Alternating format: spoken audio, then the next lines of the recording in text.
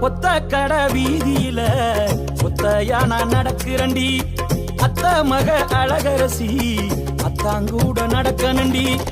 மீனாட்சி மூக்குத்தி போல மினுமினுக்குது மனசுக்குள்ள.